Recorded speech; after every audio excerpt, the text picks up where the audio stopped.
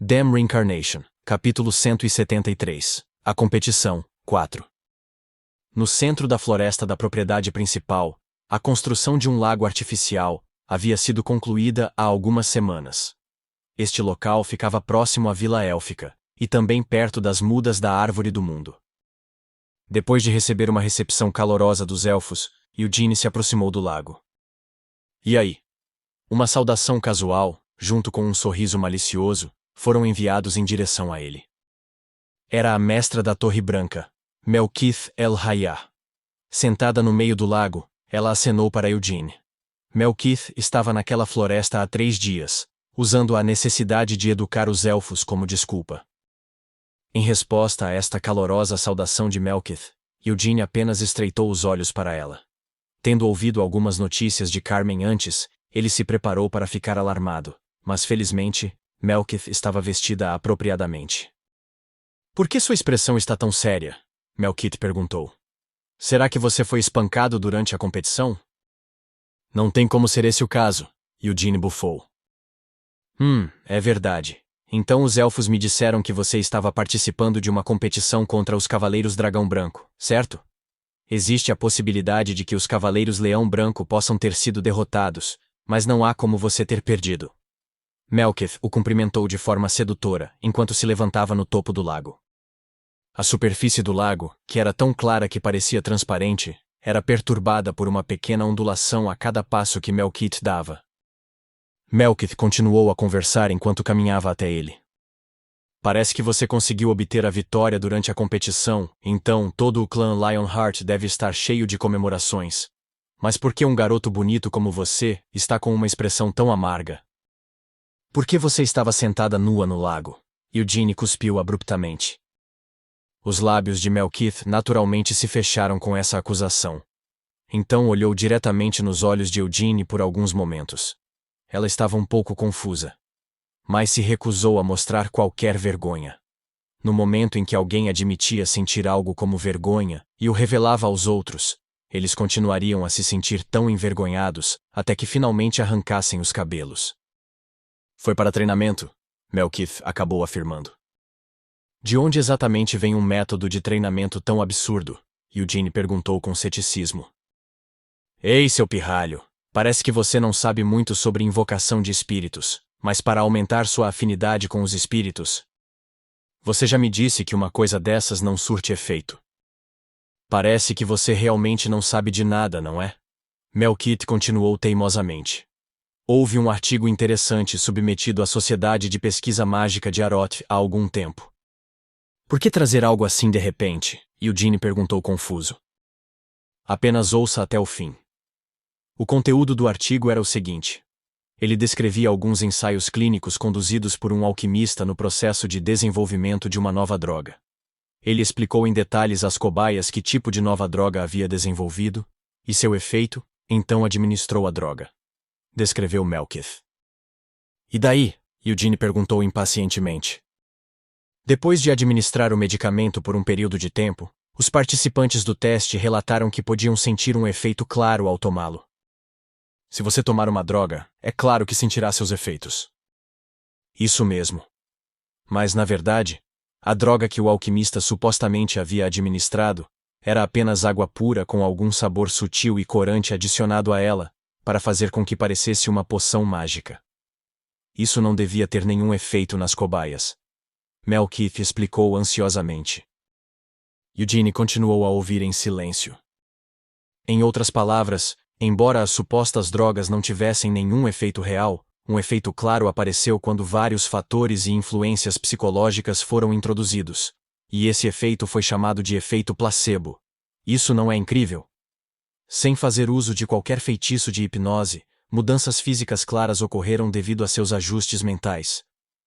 Você também não viu o efeito que a autossugestão intensa pode ter em algumas ocasiões? Melkith exigiu. Eugene hesitou. Sim, bem. Quando você diz a si mesmo, eu farei isso, posso fazer isso. Mesmo que não tenha nenhum efeito físico, a crença ainda é muito importante. Melkith assentiu sabiamente. Tudo bem. Eugene assentiu com uma expressão vacilante.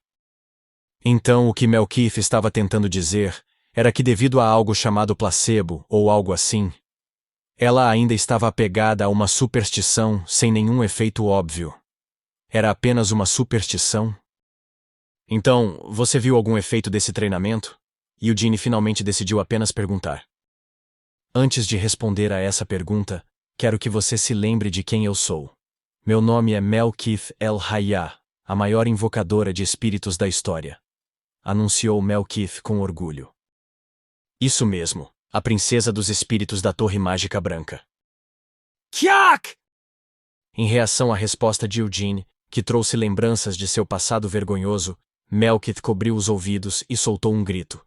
Embora pudesse ignorar outras coisas, era difícil para ela suportar a vergonha do apelido que usava na juventude.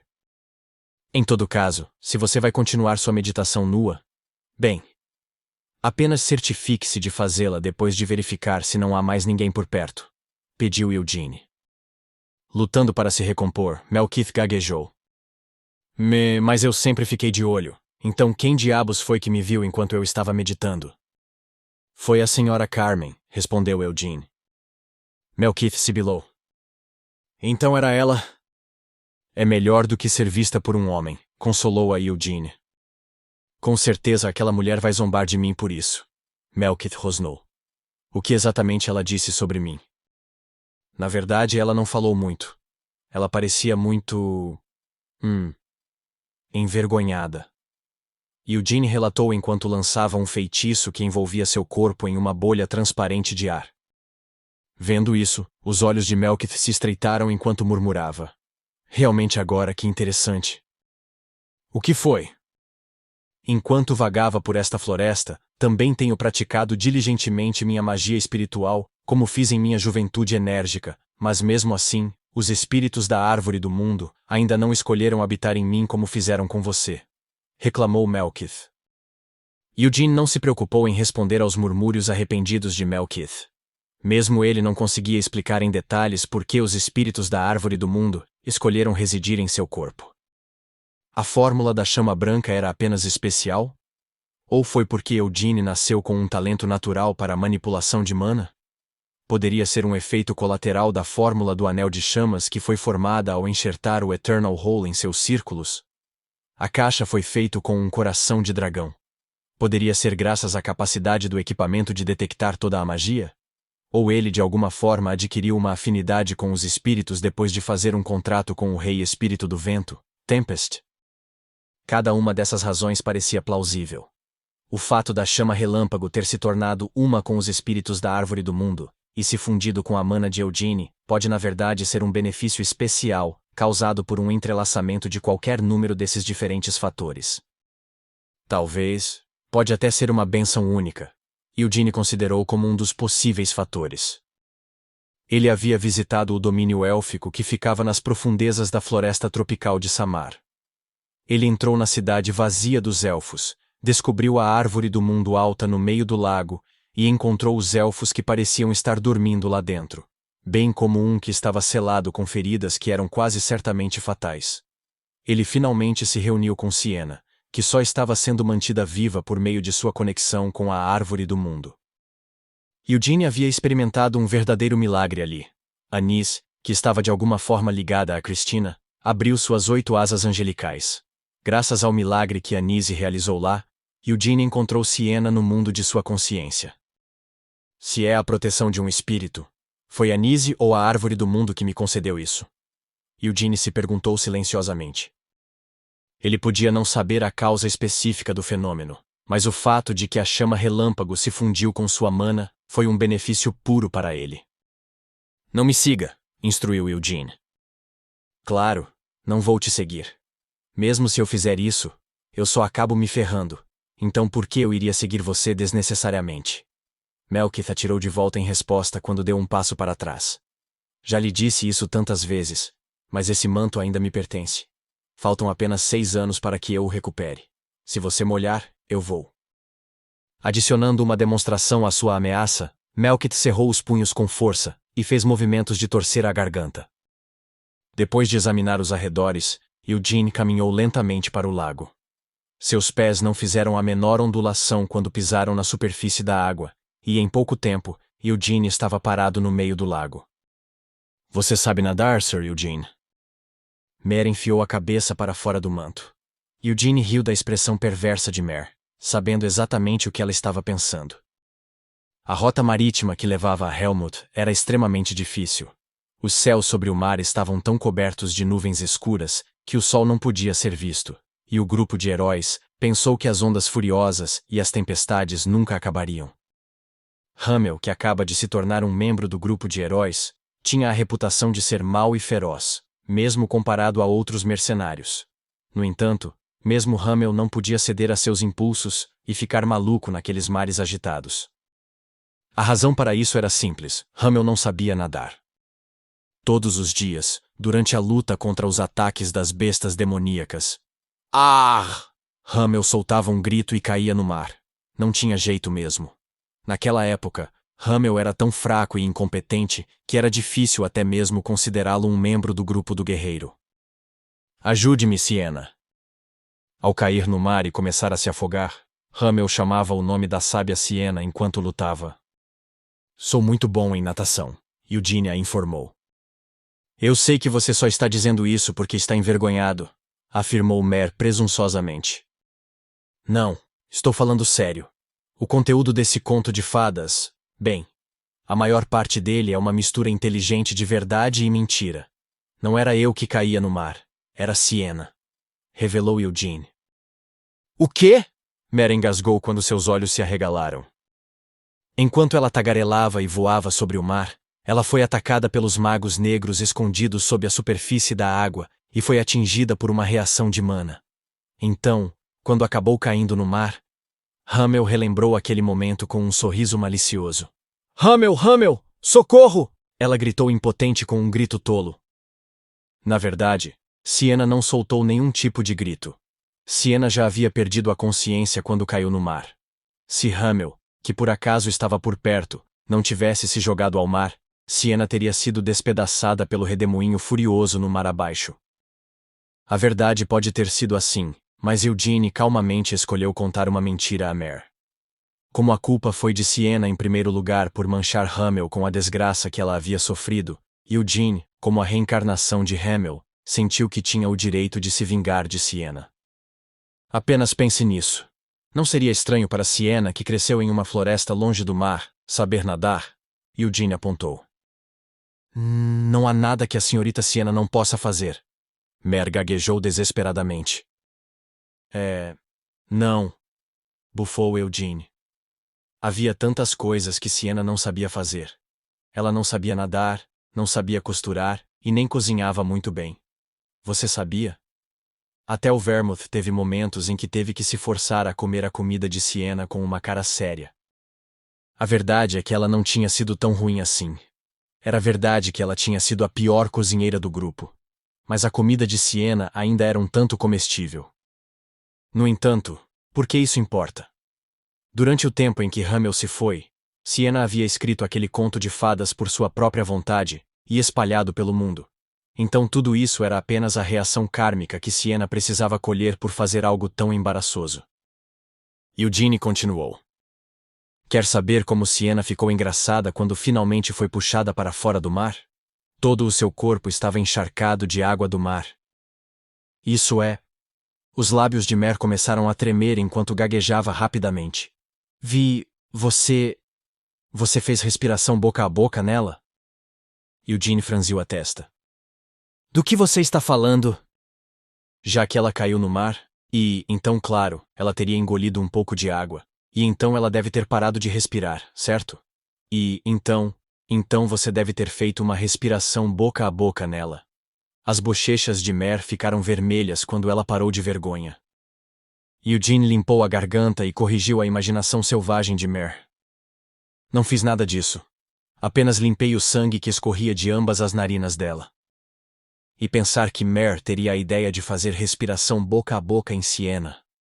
Não havia como Eugene ir tão longe com suas mentiras. Afinal, que benefício ele poderia obter contando uma mentira tão embaraçosa? A esse respeito, Eugene não conseguia entender por que Siena havia feito tal coisa. Siena, eu gosto de você. Por que ela escreveu tal piada no final do conto de fadas? Não. Talvez tenha sido Anísio quem escreveu essa linha. Eugene tinha certeza de que aquele maldito conto de fadas tinha sido escrito em coautoria por Siena e Anísio. Enquanto Mare soltava gritos, ainda presa em sua própria imaginação selvagem, Eugene lentamente começou a afundar na água, enquanto estava envolto com segurança na bolha de ar. Logo, Eugene estava mergulhando abaixo da superfície do lago. Este lago foi criado com a ajuda de Melkith. Eles haviam alargado e aprofundado o pequeno corpo de água que já existia. A construção do lago já havia sido uma adição ao plano de desenvolvimento da floresta da propriedade principal. Mas graças à ajuda de Melkith, que havia assinado um contrato com o Rei Espírito da Terra, o desenvolvimento da floresta foi concluído em um tempo muito mais rápido do que o esperado. Foi assim que este lago artificial foi criado. Eugene continuou mergulhando mais fundo na água, passando por vários peixes nadando no corpo d'água. No fundo do lago, havia uma pequena caverna subaquática, que levava a outro lugar. A caverna não foi criada por Melkith. Depois que o fundo do lago foi desenterrado, e o solo compactado com a ajuda do Rei Espírito da Terra, várias raízes cavaram no chão da floresta e emergiram no fundo do lago, formando esta caverna. Eugene estendeu a mão para tocar as raízes entrelaçadas na entrada da caverna. Crack! Dentro da bolha de ar, a mana de Eugene soltou uma faísca. Sem nenhuma entrada de Eugene, a chama relâmpago que foi fundida em sua mana começou a fluir para fora da bolha de ar. O nó de raízes lentamente se abriu. A entrada da caverna que apareceu era larga o suficiente para uma pessoa passar por ela. A existência deste lugar não havia sido revelada a ninguém, nem mesmo à família principal. Em primeiro lugar, Eugene era o único que poderia abrir a porta desta caverna. Melkith foi a primeira a descobri-la, mas nem ela conseguiu abri-la. Embora eu já tenha estado aqui várias vezes, este é um lugar bastante misterioso. Mare murmurou enquanto enfiava a cabeça para fora do manto e olhava para cima. Nesta passagem cheia de água, o teto logo acima deles não era feito de terra ou pedras, mas de raízes. Enquanto continuavam viajando pela passagem, eles logo deixaram o lago para trás e chegaram a algum lugar abaixo da floresta. Agora que estavam no chão em vez de flutuar na água, Eugene estourou a bolha de ar. Vários tipos de raízes e solo se entrelaçaram intrincadamente para formar as paredes ao redor deste lugar. Ele foi criado pelas raízes das mudas da árvore do mundo, uma vez que atingiram o fundo do solo da floresta. Este lugar também tocava a linha lei do clã Lionheart. Como Tempest uma vez adivinhou, as raízes das mudas da árvore do mundo também se conectaram à linha lei artificial criada por Vermouth. Graças a isso, a linha lei do clã Lionheart agora tinha uma quantidade ainda maior de mana do que antes, e havia mana suficiente flutuando acima do solo para fazer toda a floresta parecer uma linha lei. Mas esta caverna subterrânea estava cheia de mana pura, ainda mais espessa do que a encontrada na floresta ou na antiga linha lei do clã Lionheart. Ao mesmo tempo, os espíritos da árvore do mundo estavam mais em harmonia com a mana ali. Eugene podia abrir a porta formada pelas raízes e entrar nesta caverna, porque os espíritos da árvore do mundo que se combinaram com a chama relâmpago e se fundiram em sua mana, eram capazes de se comunicar com esses outros espíritos. Você acha que vai ser hoje? Mare perguntou. Provavelmente não, respondeu Eugene enquanto se sentava no meio da caverna. Mesmo sem circular a fórmula da chama branca, os espíritos da árvore do mundo que estavam harmonizando a mana ali, começaram a se aproximar lentamente de Eugene. Espíritos travessos e atrevidos como esses, podiam ser vistos vagando por toda a floresta. Mesmo que não viessem se ele estendesse a mão e os chamasse, sempre permaneciam ao seu redor, como se não pudessem suportar ir muito longe dele. Embora, como espíritos primitivos, os espíritos da árvore do mundo nem devam ter um ego.